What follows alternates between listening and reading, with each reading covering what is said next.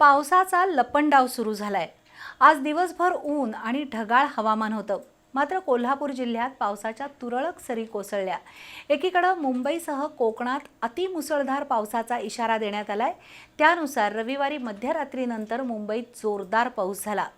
पण yellow alert मिळालेल्या कोल्हापुरात आज पावसानं उघडीपच दिली। गेल्या 24 तासात कोल्हापूर जिल्ह्यात सरासरी 15 मिलीमीटर पावसाची नोंद झाली आहे। पण आता पाणी टंचाई दूर होण्यासाठी दमदार पावसाची गरज आहे। यावर्षी पावसानं चांगलीच ओढ दिल्यानं पाणी टंचाई निर्माण झाली आहे। जून महिना संपण्यास 2 दिवस राहिले आहेत, पण अजूनही पावसाळ्याला सुरुवात झालेली नाही। रविवारी दुपारी तासभर कोल्हापुरात मुसळधार पाऊस झाला। हवामान खात्याच्या अंदाजानुसार रविवारी दिवसभर आणि रात्री सुद्धा मुंबईसह कोकणात जोरदार सरी बरसल्या, पण कालच्या तुलनेत आज पावसानं विश्रांती घेतली आहे। आज सकाळपासून ढगाळ हवामान आणि अधूनमधून ऊन अशीच स्थिती होती। दिवसभरात अत्यंत तुरळक पाऊस झाला। पेरणीसाठी अजूनही पावसाची गरज आहे।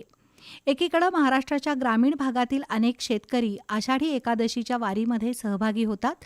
पेरणी पूर्ण करून वारीला जायचं हा शेतकऱ्यांचा नियम असतो, पण यंदा पावसानं ओढ दिल्यानं विठ्ठल भक्त शेतकऱ्यांची कुचंबणा झाली आहे।